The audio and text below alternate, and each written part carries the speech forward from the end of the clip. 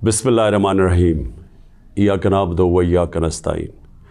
میرے پاکستانیوں، میں آج اپنی ساری قوم کو سمجھانا چاہتا ہوں کہ کیوں ہم اس جگہ پہ پہنچ گئے کہ ہم جیل بھرو تحریک کا آغاز کرنا چاہتے ہیں۔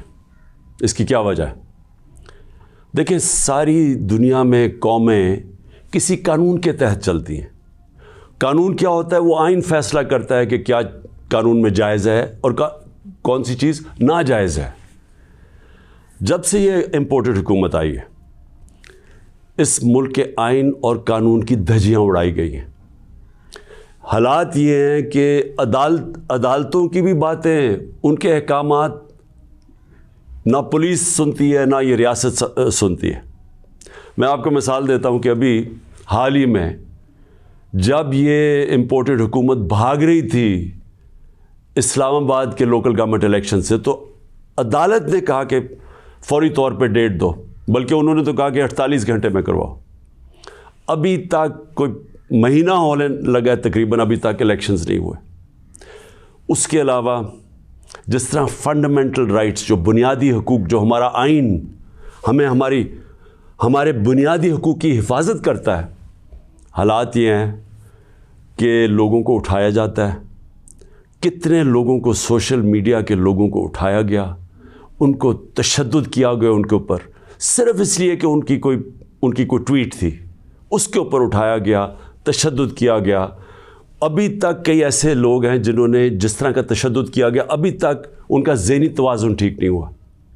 اعظم سواتی، کون سا آئین، کون سا قانون اجازت دیتا ہے کہ ایک ٹویٹ کے اوپر ننگا کر کے اس کے اوپر تشدد کیا جائے، اور پھر جب وہ پھر سے اس کو جیل میں ڈالا جاتا ہے اور پھر اس کو کوئی 30 اس کے اوپر FIR کوئی بلوچستان سندھ میں کی جاتی ہے۔ شیخ رشید، آئین اس کو عدالت اس کو ضمانت دیتی ہے، اس کے باوجود اس کو اٹھا کے لے جاتے ہیں اور اس کے اوپر کیسز سندھ اور بلوچستان میں کر دیتے ہیں۔ فواد چودھری، عدالت 4 دفعہ کہتی ہے IG کو کہ پیش کرو فواد چودھری کو عدالت میں، اور وہ اس کو اسلام آباد لے جاتے ہیں۔ تو یہ تو میں تھوڑی مثالیں دے رہا ہوں جو شہباز گل سے ہوا۔ کسٹوڈیل ٹارچر، تشدد، یہ پاکستان کے قانون کے خلاف ہے۔ تشدد بھی ہوا اور اس کو کوئی ریلیف نہیں ملی، اور پھر ڈرایا دھمکایا گیا اور کیسز کیے گئے۔ پرامن احتجاج ہمارا تھا 25 مئی کو، اس کے اوپر جو ظلم کیا گیا، کون سا قانون اور آئین ایک جمہوریت میں اجازت دیتا ہے کہ پرامن احتجاج کے اوپر تشدد کرو؟ انہوں نے 3 دھرنے ہمارے اگینسٹ دیے اور لانگ مارچز کی، کس کے اوپر ہم نے کوئی سختی کی؟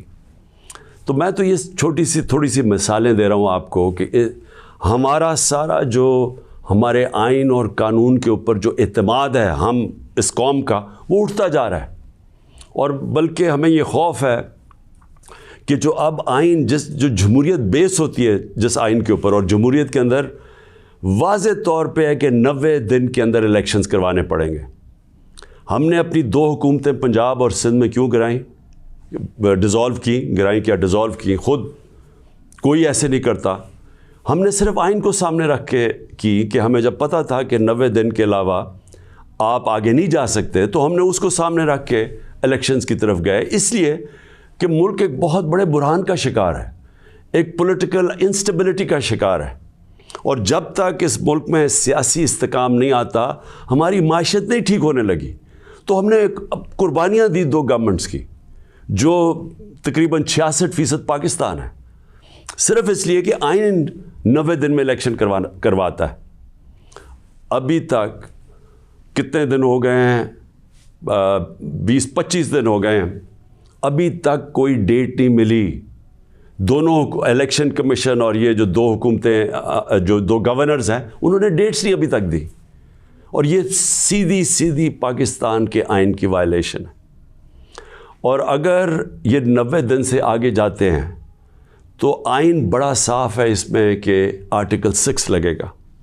یہ ساری قوم اب دیکھ رہی ہے پاکستان کی عدالتوں کی طرف، اور میں یہ واضح کرنا چاہتا ہوں، یہ وہ پاکستان میں وقت آ گیا جو جسٹس منیر مومنٹ ہم کہتے ہیں، کہ ایک دفعہ ڈاکٹرن آف نیسیسٹی کے تحت ہماری جو اس قوم کا ڈاؤن سلائڈ شروع ہوا ہے، جو نچلا سفر شروع ہوا ہے، وہ جو فیصلہ تھا کہ ڈاکٹرن آف نیسیسٹی کے تحت آئین کو پیچھے ہٹا کے ہم نے طاقت کے ساتھ ہماری عدالتیں گئی.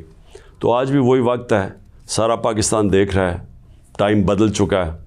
اگر یہ ہم نے دیکھا کہ اس سے آگے جاتے ہیں تو ہم نے یہ پلان کیا ہوا ہے کہ ہم نے اپنے آئین, اپنے ملک کے قانون کے رول آف لاء کے لیے, انصاف کے لیے ہم نے یہ جیل بھرو تحریک کا فیصلہ کیا, کیونکہ ہمیں کوئی نظر نہیں آ رہا کہ یہ جو وہ لوگ جن کی پر کرپشن کے کیسز, انٹرنیشنل انکشاف ہوتا ہے پینما کا, جس میں پتہ چلتا ہے کہ مریم نواز 4 مہنگے ترین لنڈن کی اپارٹمنٹس, جو کہ لنڈن کے سب سے مہنگے علاقے میں, اس پینما کے انکشاف میں پتہ چلتا ہے کہ اصل مالکہ ان کی مریم نواز تھی. اس کے بعد سارا ٹرائل ہوتا ہے, سزا ہوتی ہے. تو ان کے اوپر تو کوئی ایسا تشدد نہیں ہوا, ان کو تو جیل میں رائلٹیز کی طرح رکھا گیا. ان کے ذرا دیکھیں جیل میں کیسے جا رہے تھے. تو یہاں ٹویٹس کے اوپر تشدد کیا گیا. تو اس لیے 2 راستے ہمارے سامنے.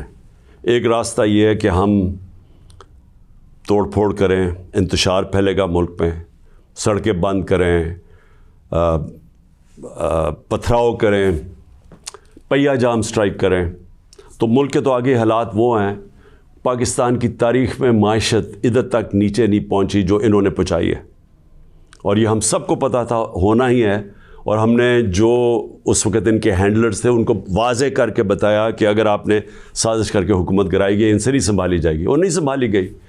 تو آج کبھی بھی اتنا بڑا اکنامک کرائسس نہیں آیا جو آج پاکستان میں ہے. کبھی عام لوگوں کی زندگی میں اس طرح کی مہنگائی نہیں آئی جو آج آئی ہے.